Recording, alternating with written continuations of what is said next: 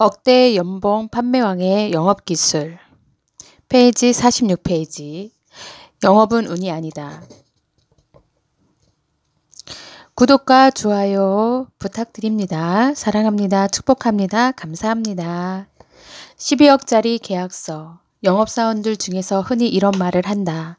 와우, 운이 정말 좋다. 그걸 어떻게 계약했어?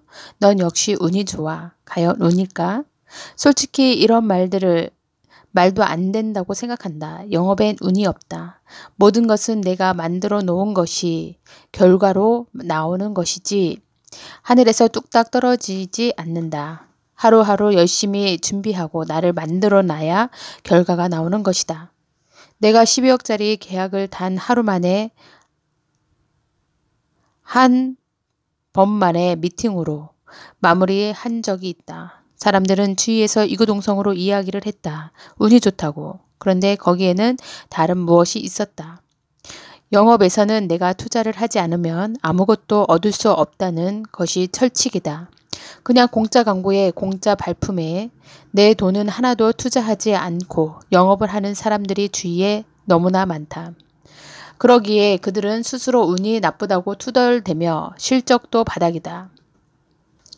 리조트에서 영업을 할 때 그 당시에서 신문 광고와 인터넷 광고가 대세였던 시절이다. 잡지 광고는 비용은 크지만 성과가 별로 없어서 영업사원들은 투자를 잘 하지 않을 때였다. 그땐 나는 생각을 달리했다. 고가의 상품을 팔려면 고가의 광고를 하는 게 맞고 부자들이 보는 잡지에 광고를 내는 것이 맞다고 판단했다. 그 무렵 고급 잡지 중에 럭셔리라는 잡지가 있었는데 단 한 번에 광고로 300만 원을 투자해야 하는 것이었다. 나는 가감히 럭셔리 잡지에 광고를 실었다. 며칠 후 전화 한 통을 받았는데 어떤 남성분이 12억짜리 리조트에 관심이 있어 한다고 회사에 와달라고 하는 것이 아닌가? 순간 계좌를 불렀다. 그리고 과연 누굴까? 이렇게 내 전화번호를 알아서 전화를 했을까? 의문이 들었다. 그때까지만 해도 잡지를 보고 전화했다는 생각도 못했다. 열심히 자료를 준비했지만 주위의 영업사원들은 내게 부정적 말만을 했다. 가봤자 그냥 물어보는 거야. 그걸 아무나 사냐? 헛꿈 꾸지 마라. 온갖 부정적인 말로 나의 사기를 저하시켰다. 그렇지만 내가 누군가 초긍정적인 마인드의 소유자 아닌가? 그들의 말을 들은 채 내 작업을 했고 자료를 만들면서 반드시 계약한다를 외쳤다. 당연히 계약을 할 것이기에 계약서도 준비했다. 천안에 있는 회사에 방문 상담을 갖고 전화를 주신 대표이사에게 전화를 했는데 연락도 안 되고 전화가 불통이었다. 이거 낚인 건가? 무슨 사정이 있겠지. 아니야. 연락을 올 거야. 하며 수많은 질문을 자신에게 던지고 있었다. 약속 시간이 1시간이나 지났다. 나는 낙담을 했다. 사람들의 말이 맞는 건가? 아닐 거야. 그럴 리가 없어. 혼자 대내면서 차에 올라탔을 때 눈앞에 그 회사의 통근버스가 보였다. 버스에는 이런 슬로건이 쓰여 있었다. 열정과 프라이드. 순간 너무나 멋진 글귀라는 생각이 들었다. 저기 쓰여있는 슬로건처럼 열정을 다시 불태워야겠다라고 생각하고는 전화를 줬던 대표님에게 문자를 보냈다. 대표님, 방문 상담을 왔는데 연락이 안 되어 돌아가려 합니다. 그런데 회사차의 열정과 프라이드를 보고 많은 것을 느꼈습니다. 먼 곳을 왔지만 이 문구가 제 발걸음을 헛되지 않게 했습니다. 감사합니다. 다음에 뵙겠습니다. 문자를 보내고 시동을 거는데 갑자기 전화가 오지 않은가? 바로 기다리던 대표님이었다. 오늘 회의가 길어져서 연락을 못 받았다며 미안하다고 하면서 담당자를 대기시켜 놨으니 마무리하고 가라고 하는 것이 아닌가? 순간 꿈인지 생시인지 얼떨떨했다. 회사에 들어가서 담당 부장과 상담을 했고 그 자리에서 12억짜리 계약서를 마무리했다. 그리고 바로 12억을 입금받았다. 지금 그 부장님은 임원이 되셨고 사장님은 회장님으로 그리고 그 회사는 그때보다 10배 이상 성장한 회사가 되어 있다. 내 경험이 단순히 운이 좋아서 계약을 한 것일까? 생각해보면 남들이 하지 않는 비싼 광고를 했고 1시간 이상 기다렸다. 그냥 욕하면서 돌아가는 영업사원이 아닌 그곳에서도 깨달음을 얻었다고 대표에게 정중히 문자를 보냈고 단 한 번도 안 될 거라 생각은 안 했다. 이것이 운인가? 운이 아니다. 나의 노력이고 끊임없는 도전이며 반드시 된다는 강한 의지가 만들어 놓은 산물이다. 고구마 줄기 보안 시스템. 무한경비 시스템인 세콤 영업을 하고 있을 때다. 강남역 근처에 점프 밀라노라는 대형 쇼핑몰이 들어서고 있었다. 수많은 영업 직원들이 대형 쇼핑몰 자리에 터박이 작업을 시작할 때부터 영업을 하기 위해 도전을 했는데 아무도 그곳을 계약하지 못했다.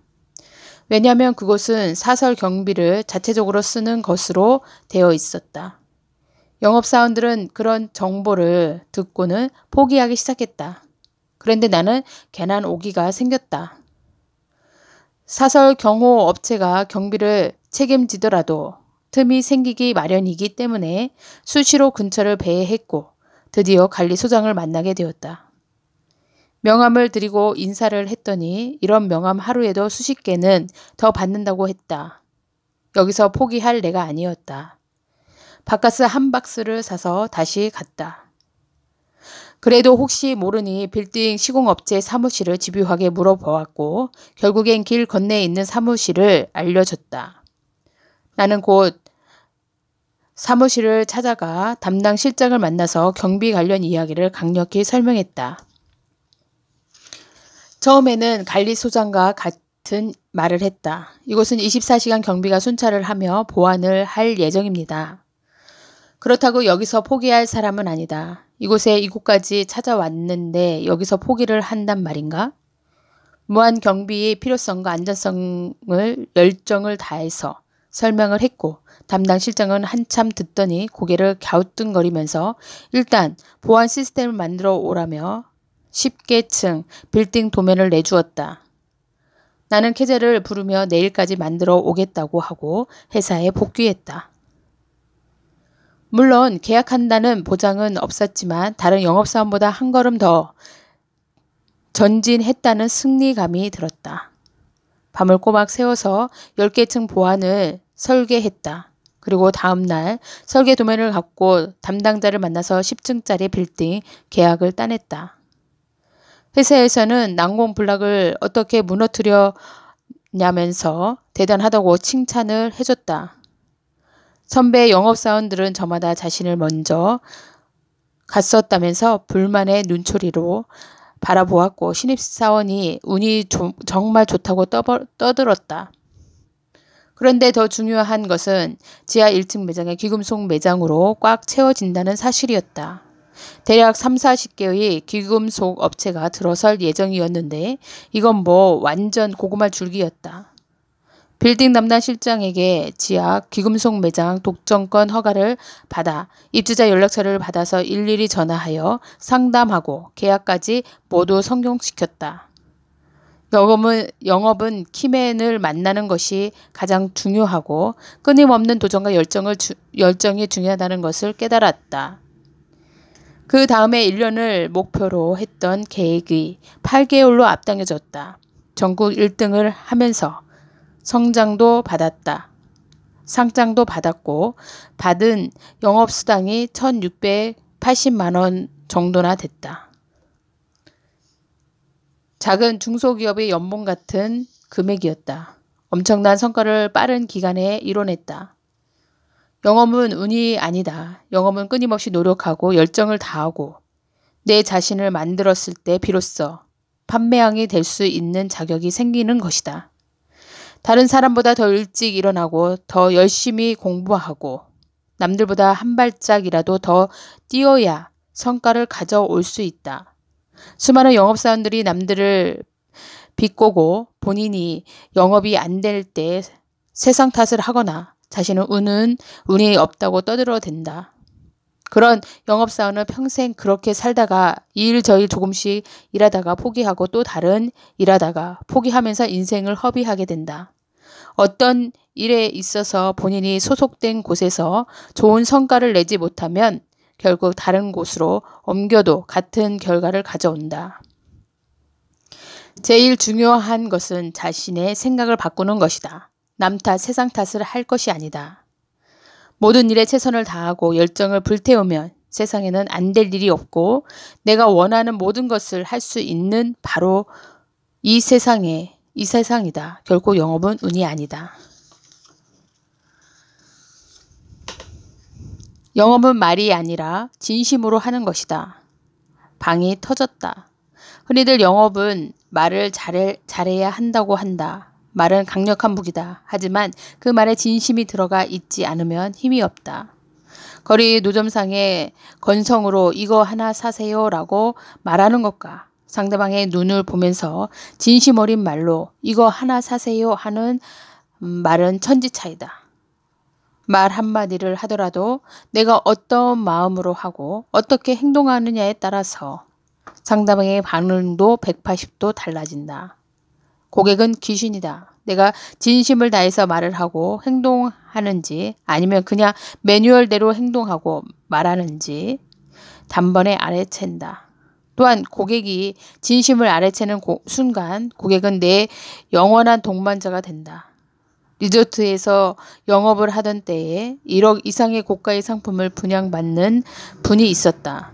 연휴에 가족에 함께 여행을 가려고 하니 방을 부탁한다고 연락이 왔다. 난 당연히 해드린다고 했다. 연휴라 상당히 어려우실 텐데 가능하시겠어요? 우리 일정 잡아도 되는지요? 걱정하지 마세요. 사람이 하는 일에는 안 될 일이 어디 있겠습니까? 걱정하지 마시고 미리 짐 싸놓고 가족과 행복한 여행만 생각하세요. 그러고는 전화를 끊었다. 그날 연휴에 대기자만도 수백 명이었다. 그렇지만 고객에게 꼭 해주고 싶은 마음이 있었다. 늘 그랬듯이 모든 것은 해결이 될 거라 믿었다. 연휴가 다가오고 리조트 객실 상황은 점점 어려워졌다.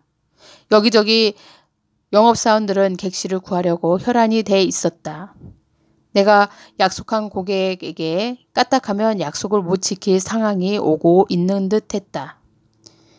예약실로 가서 예약 담당자에게 상황을 물어보고 간곡히 부탁했다. 담당자는 난감해하며 전혀 없다고 단칼에 말을 잘랐다. 솔직히 예약 담당자도 많이 귀찮고 힘들겠지만 우리를 대하는 자세가 너무나 기분이 나빴다. 그렇지만 고객과의 약속을 지키려면 다시 자존심을 버려야만 했다. 1시간에 다시 담당자를 찾아갔다. 거절당했다. 또 찾아갔다. 또 거절당했다. 이렇게 하루에 10번을 넘게 찾아가서 음소를 하고 부탁하고 애원을 해도 없는 방은 없는 것이었다. 고객이 원하는 날짜가 바로 내일로 다가왔다. 고객은 전화를 해서 예약은 될 거냐고 재차 물었다. 나는 걱정하지 말고 내일 즐겁게 떠날 준비를 하시라고 했다. 속으로 이런 생각이 들었다. 지금이라도 솔직히 이야기하는 것이 낫지 않을까? 없는 방을 어떻게 구한단 말인가? 아니야. 고객과의 약속은 지켜야 해. 가족들이 내일 여행을 얼마나 기다렸겠어? 구해보자. 세상에 안 되는 게 어디 있어? 결국 여행 당일까지 방을 못 구했다. 오, 이럴 수가. 어떻게 하지? 일단 고객한테 전화를 걸었다. 오늘 몇 시쯤 도착할 예정인지 물었더니 다행히도 고객은 오후 6시쯤 도착한다고 했다. 또다시 고객에게 걱정하지 말라고 하고 조심히 오시라고 이야기했다. 서울에서 바로 리조트가 있는 홍천으로 달렸다. 가면서 여기저기 힘이 될 만한 사람한테 전화를 했는데 전혀 손을 쓸 수가 없다고 했다. 일단 현장에 도착해서 담당 지배인하고 객실 상황을 물어보니 터지기 일보 직전이라고 한다. 리조트에서 방을 예약받는 때는 취소를 감안해서 105%에서 110% 정도 예약을 받는데 취소가 나오지 않고 예약 고객이 거의 다 왔을 때 방이 터졌다라고 표현한다. 나는 침착해야 한다. 방법이 있을 거야 하며 수없이 되뇌었다. 갑자기 한 가지 생각이 떠올랐다. 리조트에는 보통 회원 혼자만 쓰려고 전용실로 통째로 사서 스탠드한 하우스로 자신의 집처럼 집기류를 갖다 놓고 쓰는 분들이 있다. 그렇지만 그 방을 쓰려면 회원의 동의가 필요하다. 누가 자기 집을 내주겠는가. 지푸라기도 잡는 심정으로 수소문 끝에 리조트 전용실 주인 전화번호를 알게 되었고 직접 전화를 걸어서 자초지종을 설명했다. 회원은 조금 난감해했지만 진심이 통한 것인지 방을 써도 좋다고 허락을 받았다. 지벤에게 그 전용실을 이야기하자 깜짝 놀라는 것이다. 그 회원은 무척이나 까다로운 분이라 항상 조심하는 회원인데 어떻게 허락을 받았는지 의아해했다. 결국 방을 구했고 내가 약속한 고객은 리조트에 도착했을 때 본인이 예약한 방보다 더 멋진 방을 얻게 되었다. 고객에게 방을 어렵게 구했다는 말을 안 하고 행복한 휴식이라도 인사하고 나왔다. 후에 고객이 지배인한테 모든 사정을 들었다면서 연락이 왔고 자그마한 선물을 보내주셨다. 그리고 고객은 주위에 많은 사람들에게 소개시켜 주셨고 내 실적은 점점 올라갔다. 영업사원에게 고객과의 약속은 생명과도 같은 것이기 때문에 무조건 지켜야 한다. 그리고 그 말에 책임을 지고 진심을 다해서 행동하는 것이다. 약속을 지키지 못한다면 나뿐만 아니라 회사에서도 악영향을 끼치게 된다. 영업은 말로 하는 게 아니라 진심을 다했을 때 빛을 발한다. 집에 두고 나오는 자존심. 부천에서 상가들이 질비한 곳을 가가호호 방문하면서 잡학기 영업을 하고 있었다. 들어가면 거절당하고 다음 집에 들어가면 또 다시 거절당하고 징검다리를 건너듯이 계속 방문을 했다. 거절을 하는 유형도 가지각색이다. 친절하게 사장님 안 계신다고 하는 말이 가장 많았고 요즘 장소도 안 되는데 무슨 자판기냐며 다소 격앙된 목소리로 거절하는 분도 계셨고 무조건 나가라고 소리치는 분들도 계셨다. 간혹 당황스럽고 자존심도 상했지만 영업을 나오는데 자존심을 집에 두고 나온다. 영업에서 가장 필요 없는 것이 자존심이다. 물론 자신만의 신념이나 의지는 중요하지만 영업에 불필요한 자존심은 아무 의미가 없다. 지금 내게 필요한 건 무조건 오늘 한 대를 팔아야 한다는 목표뿐이다. 수십 군데를 돌아다니면서 설명조차 들어보는 곳이 없었다. 그래서 벤치에 앉아서 쉬고 있는데 저 멀리서 치킨집이 문을 열고 있었다. 배가 고프고 치킨도 먹고 싶어서 치킨집에 들어가서 닭 한 마리를 시켰다. 주인이 닭을 시키는 동안 자판기 이야기를 했다. 치킨집 주변을 보니 주위에 자판기가 하나도 없었고 외국인 근로자들이 많은 곳이라 상권이 좋다고 생각을 했다. 내가 닭을 시킨 손님이기에 나가라는 말을 못하고 그냥 묵묵히 닭을 튀기면서 들어주었다. 나는 끊임없이 이야기를 했다. 그런데 치킨을 먹는데 맛은 있지만 튀김옷 색깔이 너무 하얗게 나와 눈으로 봤을 때 맛이 없어 보였다. 주인에게 물어보니 매일 새 기름으로 만들어서 하얗게 나오는데 맛깔스럽게 나오는 색을 내고 싶은데 그런 노하우가 없다고 말을 했다. 그래서 내가 도움을 주기로 했다. 나는 과거에 정말 맛있는 유명한 치킨집에서 일한 적이 있었는데 거기서 튀김 파우더를 만드는 비법을 배웠다. 그래서 노하우를 전수해 주었다. 거기서 대학교에서 닭고기 과학이라는 강좌를 들은 적이 있어서 갖고 있던 전공 서적을 가감히 두렸다. 결국 치킨집 주인은 자판기 계약을 썼다.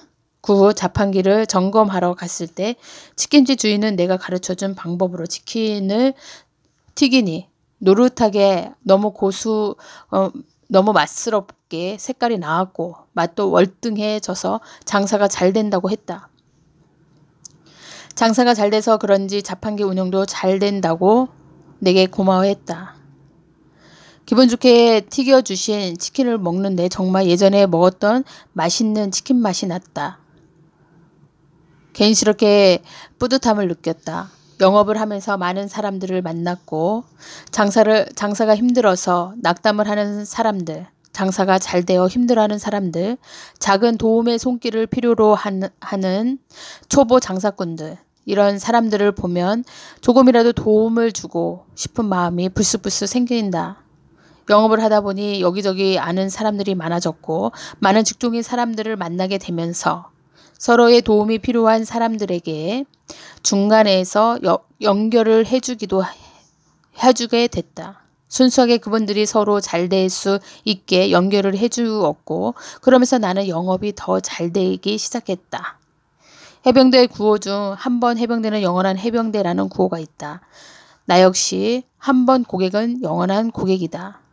이런 신념을 갖고 있다. 단순히 물건 하나 팔고 나 몰라라 하는 것이 아니라 내가 판 물건에 대해서는 끝까지 책임을 지려고 노력하고 있다. 그것이 나의 진심이고 그 진심은 결국 통하게 마련이다. 나는 신규 영업도 많이 하지만 주로 소개를 받기 때문에 조금 수월하고 계약을 하는 편이다. 영업을 하면서 깨달은 것은 말로 아무리 떠들어 봤자 상대방은 이해할 수 없고 상대방 입장에서 생각하지 않으면 좋은 결과로 이어지지 않는다는 점이다. 많은 영업사원들이 단순히 물건만 팔고 돈을 벌어야지 하고 생각하는데 그런 영업사원은 오래가지 못한다. 진심을 다해서 고객을 대할 때 비로소 나 자신도 떳떳하고 영업도 멋지게 할 수 있다. 구독과 좋아요 해주세요. 감사합니다. 축복합니다. 사랑합니다.